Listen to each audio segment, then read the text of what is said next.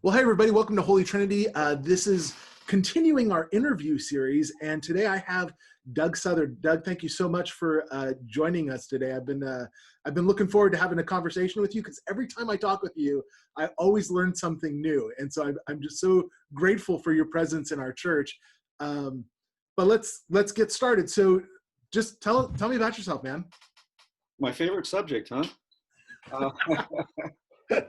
Uh, I'm a proud son of the prairie, transported to California in utero. My family goes way back, and I'm into genealogy, and I'm very much still in touch with my Midwestern roots. So my father's side were actually English um, Puritans who fled persecution from the Church of England to Holland and wound up with a group of pilgrims that went to Plymouth Colony. Oh, wow. But my great-great-grandfather, Edward Southworth, the name used to be Southworth. Oh. It morphed. I had some Vermont illiterate ancestors in the 1700s who had a thick accent. So when the census taker came by in 1790, they said, and the census taker wrote it down as Southard instead of Southworth, but the name is really Southworth. Oh, interesting. So anyhow, Edward Southworth was actually one of the leaders of the Pilgrim congregation. And when he went back to England to arrange the rental of the Mayflower and the Speedwell, there was actually originally two ships, he caught cholera and died, leaving behind his wife and two infant sons in Holland. So she did not make the trip on the Mayflower. She waited till the next year. And her name was Alice Carpenter Southworth. And when she got to Plymouth Colony, she found that her old paramour, Governor Bradford, who had sought her hand when she was younger, but her parents refused because he wasn't a wealthy man, whereas Edward Southworth was wealthy. His wife had died the first winter there at Plymouth Colony, so they got married, and he adopted her two sons. So anyhow, there's a lot of history in the family. It's funny because my brother lives back in Boston area now, and he's got a next door neighbor, whose name is Bradford. And the next door neighbor always bragged about how he was descended from William Bradford, and that he was an old family, in Plymouth. So I found all this information. I actually did DNA testing to find this information to link me into this particular chain. And so now my brother got to go back to him and brag that his ancestors were actually older because this fellow, next door neighbor's wife, the great-great-grandmother that he descended from was Alice Carpenter Southworth Bradford, but only after he married Bradford. So they're actually related. They're cousins, 26th or 50th cousins or whatever. So anyhow, I didn't mean to go off on that tangent, but I do that sometimes. No, I think that's fascinating. My brother's done some genealogy on us and on the Mexican side of my family, and we got all the way to like the 1600s because of baptismal records and marriage records, and then before that, there's nothing. Well, it's because the Spanish weren't really here before that. Exactly. So it was really cool to be able to trace that much of your family heritage, but that was only, I mean, people can trace their heritage back 1,000 years, And on that side, on the Southworth side, I can go back to 1200. Sir Gilbert de Southworth was my ancestor, and he was a lieutenant in the army of William the Conqueror. And so when they stole all the land from the Anglo-Saxons, this estate up in Lancashire County, which is northern England, was owned by somebody, I don't know who, but they stole it from the Anglo-Saxons and gave it to Sir Gilbert de Southworth for services rendered. And there's still a family manor house on this property that goes back all that time. So, and then, going forward from there, from the Pilgrims, it kind of like my family's life is a microcosm of American history, because each generation, I was like, was like the fifth son of the fourth son of the sixth son. So none of those sons inherited the family property. So they all moved west. Every generation literally moved west from Plymouth to the interior of Massachusetts, to Vermont, to Illinois at the time of Abraham Lincoln and the Black Hawk Wars, to Iowa, to South Dakota, and then to California. So we're talking about patriotism before. For me, the family story is important because it really makes me feel a part of this country and its history. Yeah. And the same thing on my mother's side. My mother's basically half Swedish, half Norwegian, although we think of ourselves as Norwegian because Norwegians think they're better than the Swedes. Back in South Dakota, they say what the old joke was, what do you call a mixed marriage? That's when a Norwegian marries a Swede. Yeah, I've heard that. Anyhow, so they came in 1848 to, once I did, Chicago, and when it was just a pestilential swamp. And after a couple of years of watching literally, wagons going by with the people that died of cholera and typhoid fever and all that kind of stuff, they moved out to a very Norwegian Lutheran settlement on the north edge of Illinois in 1850, and built a farm there. Had 7 big strapping sons with beards. They all look like the Vikings. Sure. So anyhow, that also is part of the American story and makes me feel very connected with it.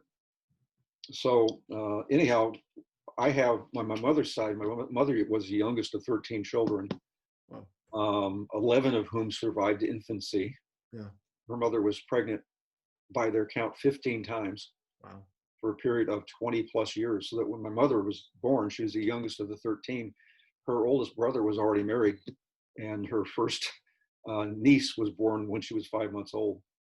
And out of that group, there are 52 of us first cousins on my mom's side. And they've done the same things, spread all over the country, but always go back to South Dakota. Every 2 years, we have a big family reunion. And I go back there and we get together and talk about old times. How many people show up to this family reunion? Oh, hundreds.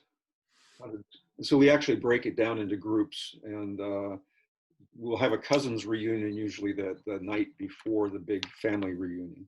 Oh, that's cool. So yeah.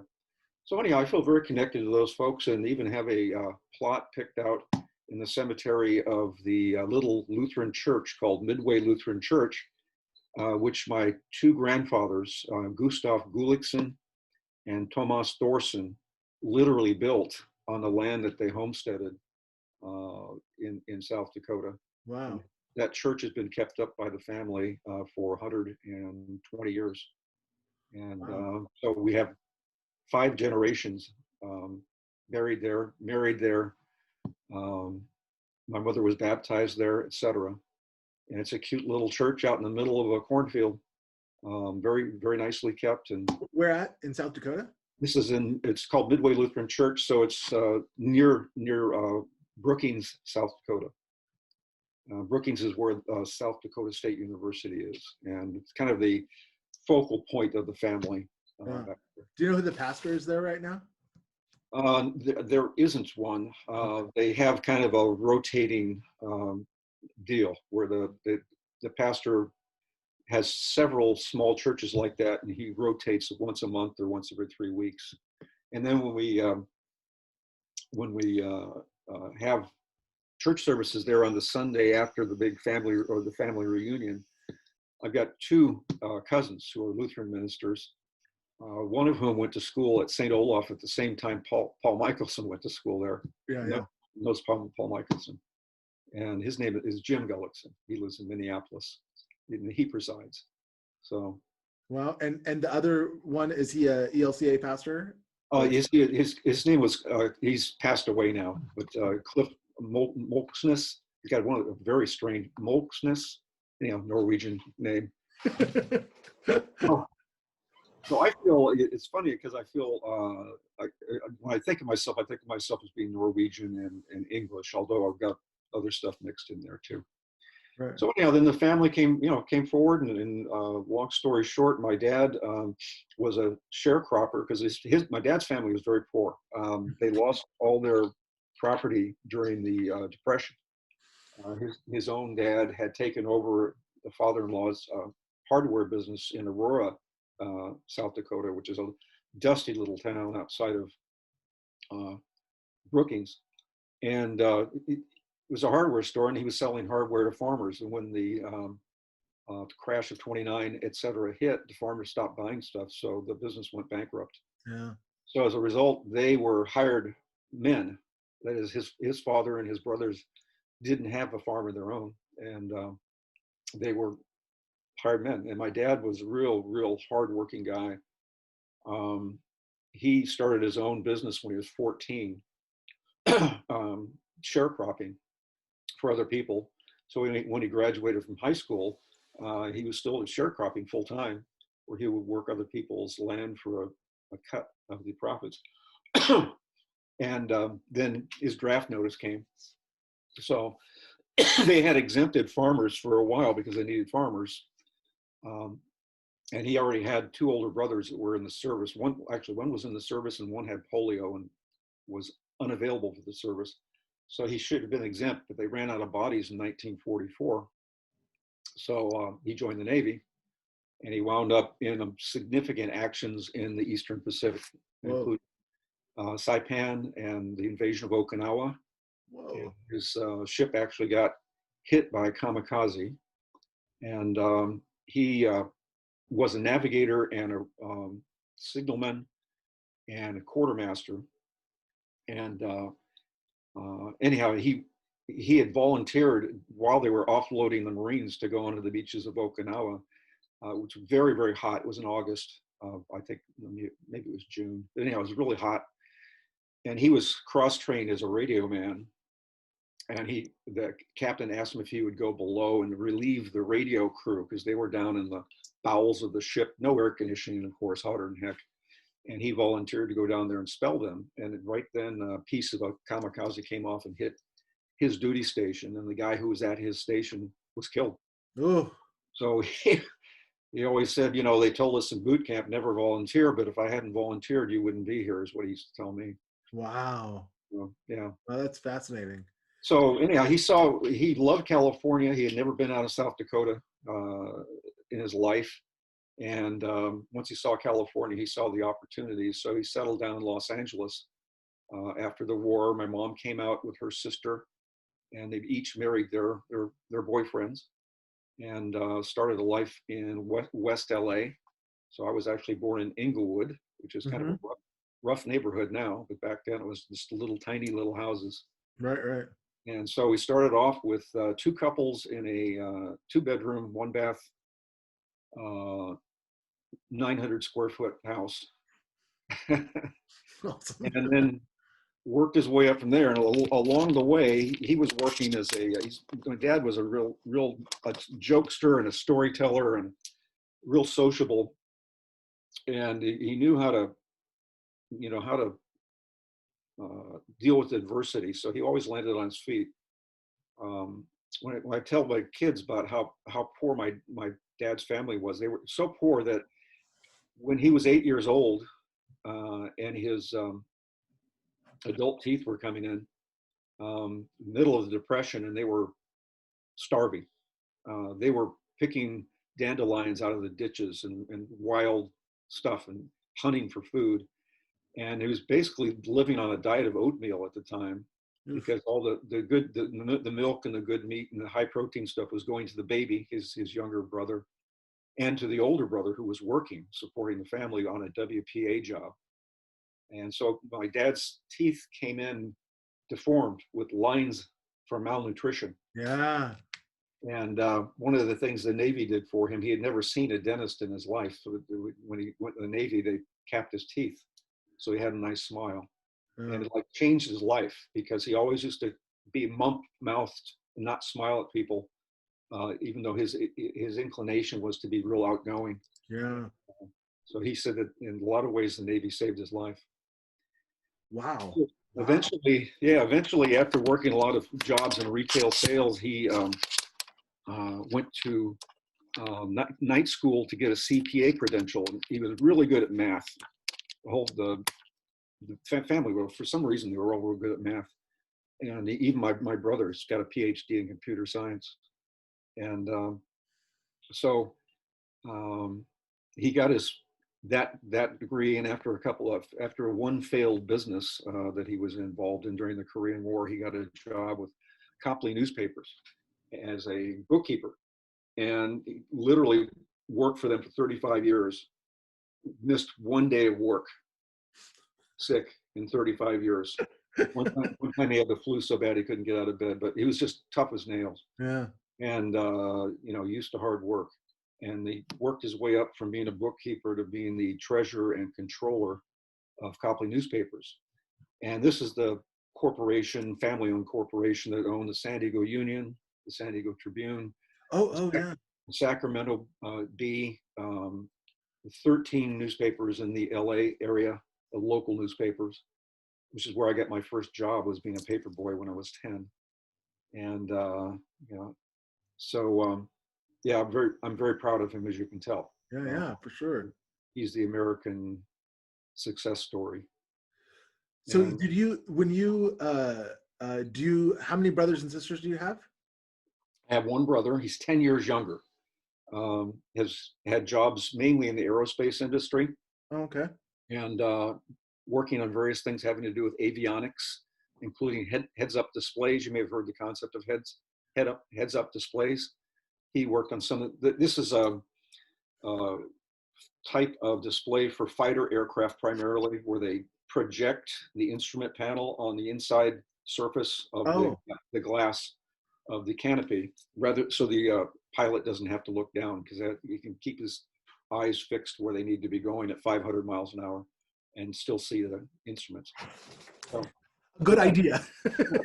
One of his many projects, but he's a very smart guy. Yeah. But we were, by the time he was born, I was already independent. I was already working 6 days a week as a paper boy, playing sports. He was much more of a, I was all snips and snails and puppy dog tails. And he had eye problem. So he had to start wearing glasses when he was like 2. So he never could play sports. He never had good eye-hand coordination. So he got into music. And he's still a musician, still plays tenor sax with the Concord, Massachusetts Pops band. Wow. It's kind of like the Boston Pops. So his focus has always been on music. Mine's always been on sports. Yeah. And so I played Little League baseball and was good at it. I made the All-Stars all the time, and pursued all kinds of sports, focusing on baseball, football, and surfing. And along the way, my dad's company transferred him down to San Diego when I was 12. So we moved to La Jolla at that point, and I had the incredible opportunity to grow up in the midst of the surfing revolution in the 1960s. Wow. In La Jolla, one of the surfing capitals of the world, and wound up being a lifeguard for 4 summers full-time when I was on the beach during my college years, and just became acclimated to surfing. It's just like walking for me. Yeah. I've been surfing now for almost 60 years, and I keep getting worse and worse, but and slower and more cowardly. So I don't surf big waves anymore, but I still try to keep it up with regularity. One of my goals is to go surfing in San Diego on my 80th birthday. Not many people make it to that age that's still able to do it. So, but you know what? Like, you're still getting out there, even if you're not taking big waves anymore. You're still doing it. Like right. That feels like an accomplishment. Yeah. You're not forsaking it yet. And sometimes I get down because I used to be good, and I'm not anymore. But my wife Viv keeps encouraging me to just keep at it. So totally. So, I mean, if it's something you love, keep on doing it. No matter what your ability, right? Right. So anyhow, yeah, so sports has been a big deal. And actually high school football and college too was a seminal moment in my life because it's strange. I hit full growth early. I was shaving when I was in 8th grade and I was bigger than the other kids until that point. And then I stopped growing. Yeah. So it was like I was 5'10" almost in the 9th grade and I stopped growing and and really leaned out a lot. So I started playing football in 9th grade in high school. I went to public high school, La Jolla High. And at that time, it was a 6-year school, 7th grade through 12th grade, Okay. in this old Spanish revival style school that was just gorgeous and but small. And it was the smallest high school in San Diego, actually. And so I started playing football, and I loved doing it. I loved the competition. I loved pushing myself. But I was really disappointed when junior year, I failed to make the varsity team along with all my classmates because I was too small.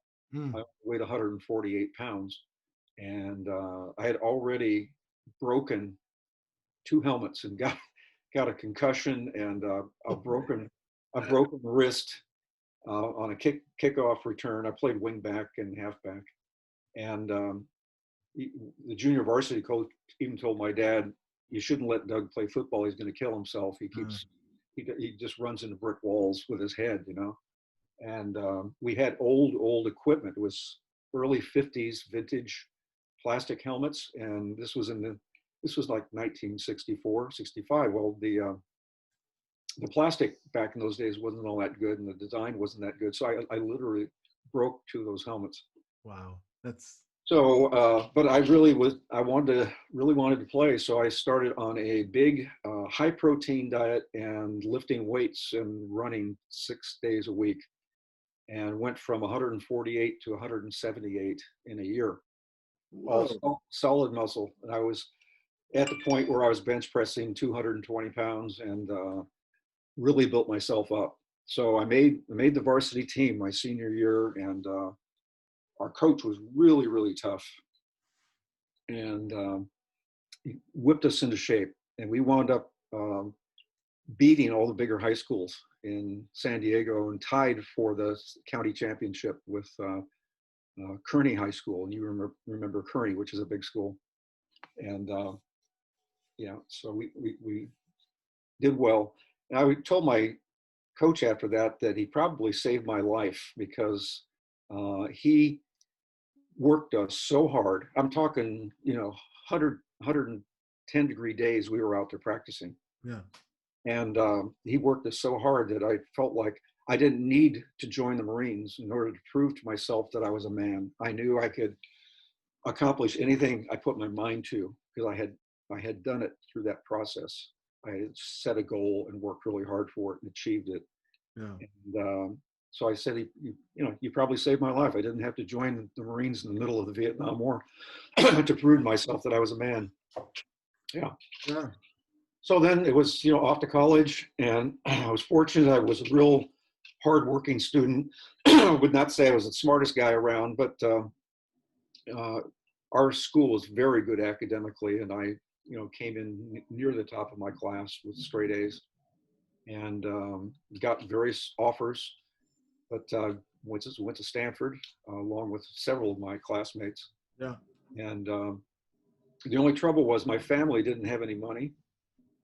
Because my dad, although he ultimately became, like I said, controller, et cetera, he was only, when I went off to college, he was only 40 years old. Mm. And had not achieved his career goals for another 20 years. Right. We lived in a very modest little house. Later, he built a custom house and stuff, but I never got the benefit of that money. So I remember being shocked when I was 16. I had a job since I was 10, saved all my money. I had $800 in the bank, and this was 1964. So that was a lot of money then. And I wanted to buy a car. I'd already had a year of auto shop and wound up taking 2 more years of auto shop. Like working on cars, worked on my dad's all the time. Well, my parents wouldn't let me spend my own money to buy a car because they say you need it for college. Mm. This was a shock to me. They hadn't set aside any money for college. Nobody ever went to college in their family. Yeah. So anyhow, I did, wind up going to Stanford, and I was lucky to found a half scholarship for the first 2 years, and then I had loans for the rest of it. And somewhere along the way, I figured out, hey, if I take a lot of units, I can graduate early and save a lot of money. Mm. So I did that, and I went to summer school every summer after work at the local JCs in San Diego, Mesa Junior College. Oh yeah. Yeah. And so I managed to graduate in 3 years with doing that, plus AP credits from high school, whatnot. So unfortunately, that made me eligible for the draft. Because you graduated early. I graduated early. Oh man. 1969. Yeah. But fortunately for me, that was the first year they had instituted a draft lottery to address complaints that only poor people were getting drafted, that rich kids could stay out by staying in school forever. So I got a huge high number in the draft lottery, so I did not have to get drafted. Yeah. And so I went right to work, and I worked in the restaurant business for 3 years. I paid off all my loans within a year, got married, bought a condo. I got married at 22, got a condo, married a nice Norwegian girl from Chicago who was in nursing school at the time. And she had gone to University of Michigan. Very, very smart person. So then while we were married, she finished nursing school. I'd helped, support her financially during that. And then I went to law school. Mm. And so I went to law school in San Francisco at University of California, Hastings College of Law. And it was a real change from Stanford. I was a philosophy major at Stanford, primarily because number one, I knew I wanted to be a lawyer, and I wanted to learn to think and write rigorously, think like a lawyer. And I also was my family was very religious and was interested in the big philosophical questions. So it was a great major for me. Yeah. But then I went to law school, and all of a sudden you have to picture Hastings. At the time was the biggest law school west of Mississippi, and the oldest, I think. It was founded in 1850 by the Clinton Serenus Hastings, who was the first Chief Justice of the California Supreme Court, and a rich guy. But it was like 1,500 students, 500 per class over the 3 years of law school, crammed in one relatively small building on Hyde Street at Golden Gate Avenue in San Francisco. Now the campus now is probably 5 times as big as it was then, and it was cutthroat competition. Literally, if anybody ever saw the movie, oh shoot, I've forgotten the name of it now.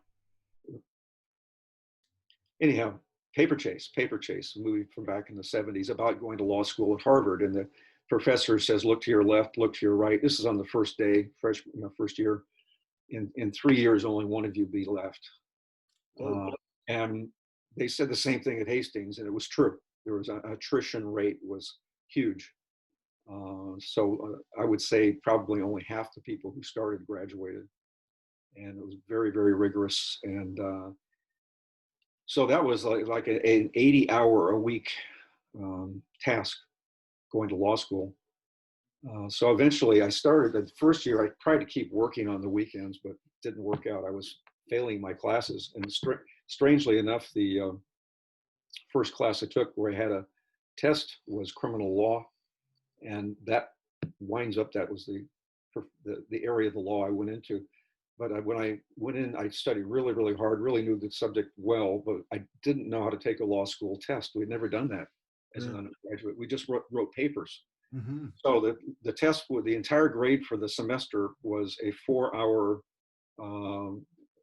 written test, essay test, 5 questions, and really long, complex answers, obviously. Well, I got carried away and it got to the point where I'd answered 4 of the 5 or 5 of the 7 questions, looked down, realized I only had 20 minutes left.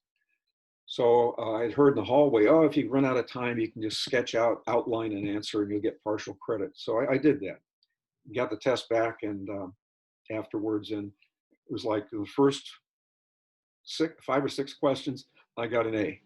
On the last question, no credit, is all I had to do. So they, doing the math, I wound up getting a D in the class and had to repeat the class because I didn't know how to take a test. Yeah. So I learned a lesson from that about, read the instructions and know how you play the game before you go out and play. Totally. So I learned how to game the system better and did better going forward. So anyhow, that's that. And obviously, life goes forward. I divorced my first wife. I loved her very much, very talented, smart person, but we had disagreements, and it turns out I didn't have enough life experience to handle her. Mm-hmm. I didn't know she was a bipolar alcoholic, Mm-hmm. and I didn't realize it. I just thought she was liked to party a little bit. Yeah. Yeah. And I had no, knowledge of mental illness. Interestingly, since we divorced, she got properly diagnosed. During the course of the divorce, she attempted suicide, wound up in a mental health facility.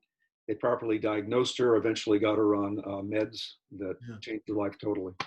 And she went on to marry somebody else and raise 3 children, et cetera. So anyhow, then I got married again because I'm a great believer in marriage. I always tease my mom. I say, Mom, it's your fault because I saw you and Dad. You had such a wonderful marriage that I just wanted to have that. Yeah. So I was always looking to get married from about age 18 on. And so I got married pretty quickly after, maybe within a year of that divorce. We were married for 27 years. And after the kids were all grown up, the relationship had deteriorated in a number of ways I didn't want to live with anymore. So I made the decision to divorce her. And it's something I sort of regret. I thought since my kids were all grown up that the relationships would be able to be maintained, and they have been, but it's just kind of like not the same when you're not invited to go on camping trips because you can't have mom and dad at the same place at the same time, that sort of thing. Yeah. So that has introduced a degree of loss in life. I still, nobody ever comes to visit me, but we go to visit both my daughters. So about the kids, I have 3 kids. My ex-wife, Linda, and I had 3 kids. And the oldest is Andrea. She was born in 78. Next in line is Laura. She was born in 80. And third in line was Brian. He was born in 81. They were all low birth weight babies. Andrea was full term, but only 6 pounds something. And in retrospect, we know it was because my ex-wife smoked, even though she was a labor and delivery nurse. Back in those days, people didn't realize how bad smoking was for pregnant women, and she never quit. So Andrea was full term and very healthy. Laura, however, was born 26 weeks. So she was 3 months premature, 1 pound, 14 ounces at birth, and was saved by Stanford Neonatal ICU. She was born by emergency cesarean section when my wife Linda was basically bleeding to death. They saved her as a result. So it was interesting because the baby Laura was at the hospital at Stanford. Linda was at the hospital in Mountain View, same hospital where she worked. So she would pump her breasts, and I would take the breast milk over to Stanford every day, fresh breast, so the baby could have the best shot at life. And of course, the immune system at that point is very dependent upon mother's milk. And she, interestingly, was so stubborn, so strong in her will that she was never intubated. She wasn't a neonatal incubator, but not intubated, no tubes, and wound up being the healthiest one of the three kids. And so there's a story there. Laura is now, she's a labor and delivery nurse herself at the Swedish hospital in Seattle. And she always felt that she had a destiny to go with her life story. And the fact her mom was a labor and delivery nurse to do that. Andrea is a physician assistant. She was pre-med at UC Davis, was a scholarship athlete, actually. All the kids played soccer at high levels, and Andrea was the captain of her team and got paid to play. She went to UC Davis because it was such a good pre-med school. She was going to be a doctor. But after college, she decided she really didn't want to endure another 7 years of indentured servitude and loans, because I didn't have the money to pay for medical school. She was going to have to take out loans. So she instead got a master's degree as a physician assistant, and now is the chief clinician of a Planned Parenthood family medicine clinic in Mesa. I always encourage all my kids, don't be stupid like me and take Latin and German and French. Take Spanish, because you can use it every day. Right. I got steered into the academic track where back then they told you you should be taking German and French. I did. Yeah. A lot of good it does me. So Andrea, in her job, uses Spanish every day. Sometimes half the day she's speaking Spanish with her clientele. And she does everything from baby care to prostate exams for old men. It's that kind of a place. Yeah, for sure. Proud of her. Each of the girls has 2 kids, a boy and a girl. And the oldest is 12 and the youngest is 4. So we're in that happy stage of grandparenthood. Miss the kids. My other child is my son, Brian. And Brian was named after my best friend, who was a fraternity brother at Stanford. And Brian was a sweet soul. He was always voted the most likely to become a minister by his friends, because he, like his dad, was interested in philosophy and religion. He always had an instinctive draw toward the underdog. I remember one time in 5th grade or 4th grade or something like that, I think it was 5th, there was a bully in the class, and the bully was picking on an immigrant boy from China who didn't even speak English yet. He just got dumped in the system.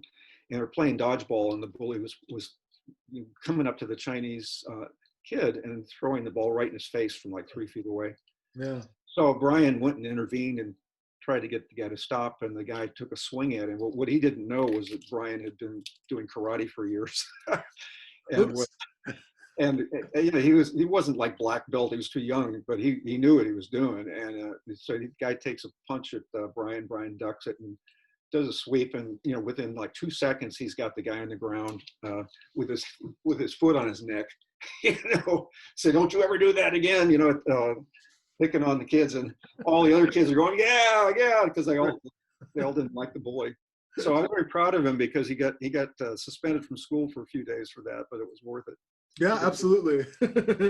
Yeah. So anyhow, Brian had trouble in school. He also was premature. He was a 3-pounder. He also was at Stanford neonatal ICU. He wasn't as healthy as Laura, so he was there for a little longer. But he came out of it okay, but he wound up, he was dyslexic. So it was hard, because he and Laura were both in a study that Stanford was doing, because this was during the time of AIDS, and they had both had blood transfusions as babies, and without having checked. So they had him in this study, and so they had their IQ tested. And so I know his IQ was like 120 something, but he couldn't do math.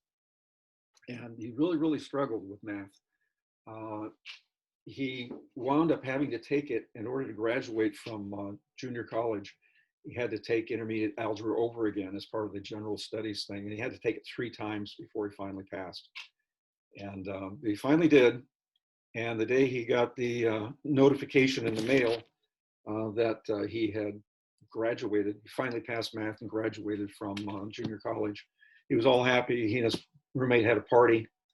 And long story short, he wound up falling off a fourth floor balcony and was killed.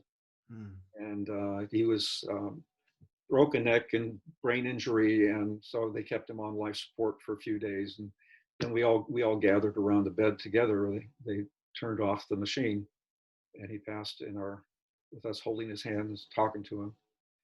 And that was obviously a horrible thing.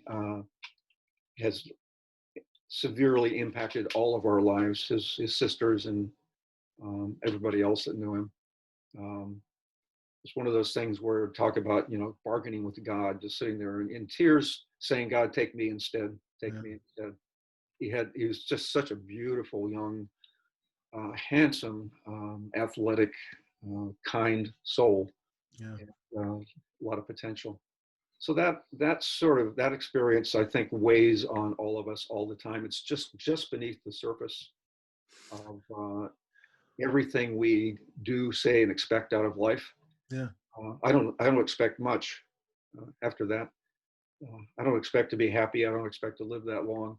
Very, very fatalistic about things. But we were blessed to have had him in our life. Yeah. Do you feel like is it you don't expect much, but you find yourself like,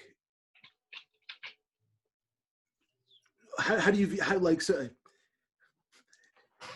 view that, like being fatalistic now, like not expecting much? Do you find yourself grateful?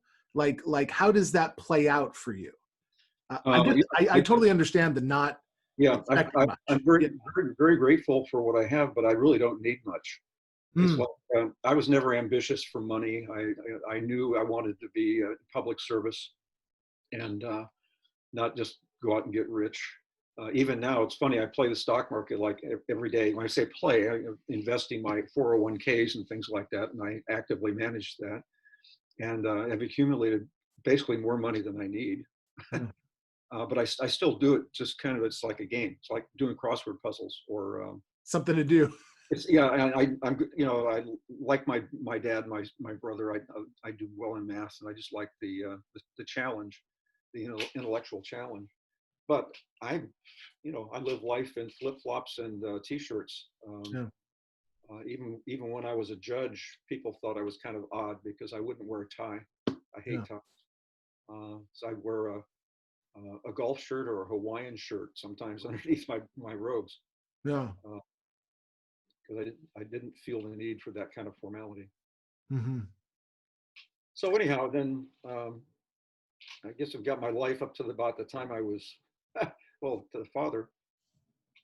Probably more time than you want, but allocated to that. But so you became a lawyer and a judge, and how long did you serve as a judge for? Yeah, well, to be briefly, I started off going into civil litigation, business litigation, and with a small firm in Mountain View. And basically, I took the job because a recession was going on when I got out of law school. There were no jobs, so I went through the yellow pages and found the first job. I took the first job I got, and through that job, we occasionally would some clients or client kid would get into trouble with the law, so we wind up going to criminal courts with them. My boss would always send me because he didn't want to waste his time with it. So he sent me over, and I became familiar with that. And actually, he and I did a couple jury trials together and won them, and as defense attorneys. So I got to know the people in the DA's office, and they got to know me, and they liked me. So they asked me to come over and apply for a job. So I did, because I needed medical insurance. I had been working for 2 years for this firm that I got no benefits. No paid vacation, no medical benefits, nothing. So I went to the DA's office thinking it was going to be a short-term gig, but I found out I loved it. I love being a prosecutor because the prosecutors are the ones with the real power. And we had I think, a pretty unusual culture in the DA's office in Santa Clara County, San Jose. My first day, I came in and met the boss. His name was Louis Bergna, and he is son of Italian immigrants who grew up in the orchards of Santa Clara County, and old-fashioned guy, real gentleman.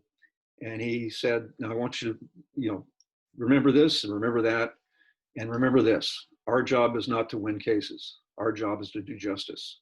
As long as you do that, I'm never going to criticize you. And I thought, wow, that's fantastic. They gave us a lot of discretion to try to do the right thing. And sometimes that meant giving somebody a break. Sometimes it meant fighting like heck and going to trial, even when you had a weak case because you knew the guy was a criminal and needed to be controlled, whatever. And I loved the job. I jumped right in. I think I tried 20 jury trials my first year. Whoa. Another guy and I actually had a contest going to see who could get the most because we started on the same week. He had more than me. Yeah. But this particular environment was appropriate for somebody like me who was very athletically inclined and very competitive, because it's a super competitive environment. And it's always an adversarial proceeding. You try to be gentlemanly, et cetera, but that's the way the system works. It's adversarial. And so you're always fighting. And I adapted well to it, jumped right into it. Eventually, after doing all kinds of felony things, we had a couple of cases involving victims of crimes that were like Hewlett Packard and Apple and Intel. And there was Silicon Valley boomed. There was a boom in crime victimizing Silicon Valley companies. So we're talking things as simple as hijacking trucks full of chips and chips, and selling them on the black market, to people sneaking in and stealing things in buildings, to computer crime, hacking into computer systems, to trade secret theft, where you're literally stealing trade secrets. And I got a million stories on that topic, but I won't tell them because they're too complicated and long. But I became proficient in this. I was the first guy in the DA's office to have his own personal computer. That's because I was bored when I got out of college and took a couple of classes in computer programming at De Anza while I was working, just for fun. And so I kind of got into personal computers early, and so I managed to parlay that into a specialty career where I was the first full-time high-tech crime prosecutor in the country, and actually wound up getting some state grants to put on training sessions for police officers and prosecutors from out of state and around the state to teach them the ins and outs. And, so did that, and through that I met a lot of interesting people, including the governor. And so then, which governor at the time was it? This is Governor Duke Majan, George Duke Majan, and he was, in my opinion, a great governor. Another real honest, old-fashioned guy. And anyhow, so I got appointed to the municipal court in Mountain View, Palo Alto district.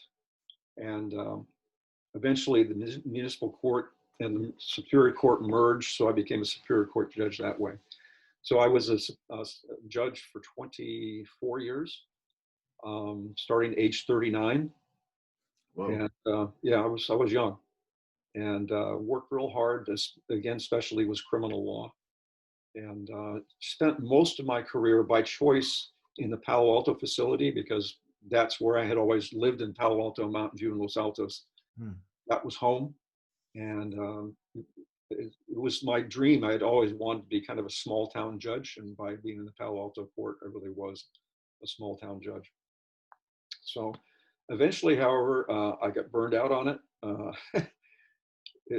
One of the interesting things I was talking about, how competitive it was being a young DA, is that when you get into trial law like that, it's sort of like the story about the frog. You put the frog in the lukewarm water, and you put the water in a pot, on simmer, and eventually the frog boils to death because it gets used to it. Right. And it's kind of the same thing for me in the criminal law. I got used to it. I didn't realize it was basically killing me. Mm. I took it too seriously.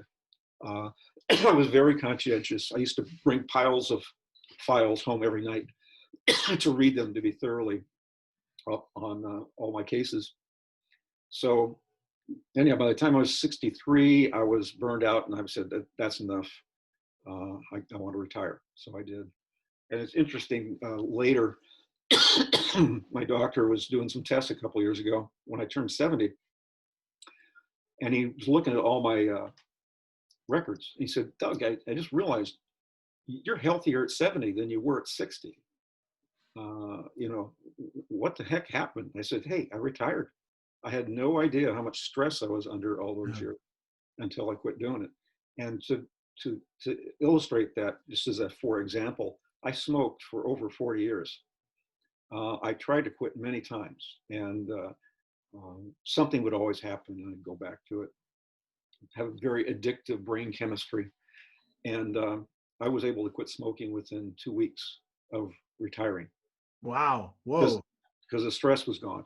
And so where I was at age 60, I was like pre-diabetic, I had pre-hypertensive, all the tests were at the bad end of the scales, et cetera. By the time I was 70, it was all back like I was a 40-year-old healthy guy. Was there a breaking point for you? Was there a point at which you were like, this is, or was it just you were suddenly able to realize the accumulation of stress? I didn't really realize it consciously until after I had retired and was sort of piecing things back together. Yeah. But I recall feeling like I was so constrained by all the rules that we had to live under. And some of them were sentencing rules that I felt like, and I've said this to people before, I said, if I felt like if I have to sentence one more 19-year-old black kid to 12 years in prison because he went along with the group on some stupid 7-Eleven robbery or something, I thought it was a scream, you know, or kill myself. It was so depressing. Yeah. Having to follow the mandatory sentencing laws. Yeah. And as these cases came down the pike, and all the wasted human potential there. Yeah. Was, you know, that wore me out.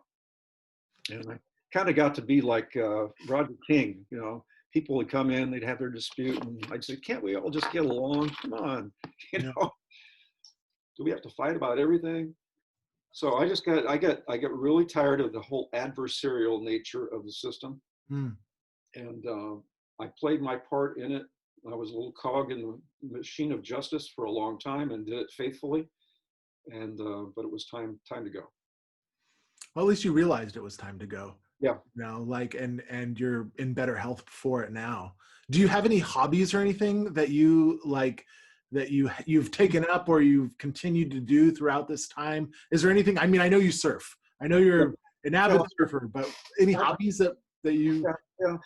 Number one is gardening. I feel a real kinship with my father there. He was a farmer, and he loved gardening. And some of my earliest memories are being out in the backyard with my dad when I was like 2 years old, you know, helping him garden. And so I still do that, and I enjoy that. My place that I had in Los Altos, I had a huge garden. I had lots of fruit trees, you know, big vegetable garden and whatnot. Here at our house in San Carlos, it's a more modest affair. It's a lot of keeping up, a lot of pruning and raking leaves, but I like gardening. I do, like I say, mornings I usually spend following the stock market and doing investment stuff. Afternoons I do chores around the house. I try to go to the gym 6 days a week, and very diligent on that. I do spin class. I do some aerobic type weightlifting classes, sometimes swimming, whatnot. So try to keep fit. Yeah. And I do enjoy reading as well. I usually read late at night. Viv is an early person. I'm a night owl. So I usually read at night. Follow sports, enjoy sports. I'm a big Lifetime baseball fan, although as I get older, it's less exciting than it used to be. But sure. So we have season tickets for Stanford football and go there and hang out with our friends there. Nice. And we look forward to doing a little bit of traveling finally, since we've gotten all the time and means to do it. Yeah. Do you do you find that you are you've adapted well to this COVID-19 time that we're in? Yes, it's I miss church. I miss our gym was closed for a long time, and right now they only have limited classes, maybe 10%, 20% of the classes they used to have, and they're all outside now. Mm. It's going to be interesting when it gets to be cooler weather, how that's going to work. Right. But no, I've adapted. It doesn't. I'm not afraid of it. I mean, I try to be wise. I realize I'm in a high risk group. I'm over 70. I've got emphysema from smoking all those years. Not bad, but bad enough that it can affect me. Sure. Never have had a particularly good immune system. I catch everything, get really sick. It had pneumonia just 2 years ago. I got the flu and wound up becoming pneumonia eventually. So I should be terrified of it, but I've been out to dinner, at restaurants, probably 10 times. I've flown on Southwest 3 times to San Diego and back. Oh. I wear a mask and wash my hands, but I'm not paranoid. Right. I mean, if what part of my fatalism is, I always say if I knew I was going to live this long, I would have taken better care of myself, which is an old joke. Now I feel like I've already had my 70, so I'm not anxious to live to be 100 or anything like that. So I don't worry about it too much. Everything else is just gravy at this point, apparently, right? Exactly. You've done what you wanted, and this is just, yeah, that's cool. Okay, so I want to talk about values. Like, are there any particular virtues or values that you tend to latch onto, try to embody in yourself, and you look forward in others? What do you think? Well, of course, I value people who work hard, who are conscientious about their responsibilities, and are honest in their dealings with other people. Yeah.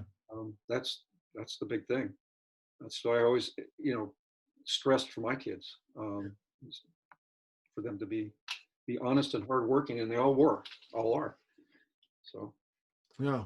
And it seems like from each of the stories that you told me, from hundreds of years ago to your dad, even to your children, I've seen this kind of running theme of, hitting adversity and overcoming it, and you've used that word a few times of just like overcoming adversity. And so it seems from all the stories that you've told me that is definitely something that you value is hard work and pushing through. Yeah. It's especially the notion that all work is honorable. Whether you're the president or a janitor, if you give your employer value for your pay, yeah, you can be proud. And I know in my career I can say I don't think there was anybody that was any more conscientious than I was about giving the taxpayers their money's worth. Yeah. And putting in an honest day's work. I can't say that is true of all the judges. Some people could just do a slipshod, shoot from the hip job and take that paycheck and think that they were God's gift to the law. I was a grinder. I ground through it. Yeah. Do you how do you view faith? Like, do you have a definition of faith? How do you view your faith? Talk to me about that. Faith to me is a journey. It's it's a process, and it ebbs and it flows. Yeah. I've had times in my life of extreme religious ecstasy, and discovery, and then other times in my life of feeling very disconnected Yeah. from God. And I've struggled consciously to try to find the answers of what I should think, and I've found that I don't know the answers. I know there's, I mean, I've studied religion probably as much as you have in my life because I'm a lot older. And I've read a lot, thought a lot, and I've come to the point where I'm not really big on dogma at all. Yeah. I'm big on community and a shared experience of faith with other people in that community. To me, going to Holy Trinity Lutheran Church as opposed to going to wherever else, it kind of reflects those ancestors I was talking about. Yeah. And connects me to them. And it's like I owe it to them. Yeah. To be active. Because yeah. everything they gave us and the way they live their lives for their faith. I think that's really beautiful, Doug, because I think there's a sense that we want to, honor our ancestors. I think there's a sense that we are still connected to them. And so if that means you being Lutheran is part of the way that you feel connected to the past, and it drives you forward even. I that seems like a beautiful thing to me. So many people are disconnected in some ways to from their past, right? I mean, if we look at certain populations in the United States, they were slaves. They don't have much of a history beyond coming over here forcefully, and so to be able to connect in that way is not something everybody gets, and I think that's a cool thing to recognize that and to be to want to honor that. There's something to that. I think it's really cool. Well, and it's, I've talked about extended family and how much they mean to me. And you talked about that little church out in the cornfield in South Dakota that my great grandfathers literally built with their own hands on their own property that they homesteaded. And there's another church like that, by the way, in Illinois. My Illinois side of my Norwegian family, the Thorson side, they did the same thing. They homesteaded and they built a Lutheran church and cemetery on their own land. They donated it to the community.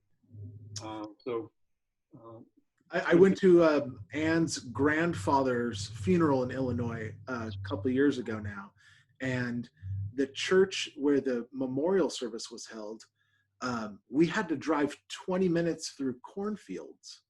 And then there was just a church there with a grave, with a cemetery right next door. And I was like, where did this church come from? And it's because somebody donated land, some homesteader donated land to build a church and a cemetery on. It's really fascinating, really fascinating. So I feel that connection, and that's why, the one thing about the COVID situation that's really bugged me, as you well know, is a lack of church, in-person church services, because that kind of sense of community is hard to replicate virtually. So true. I mean, it's so true.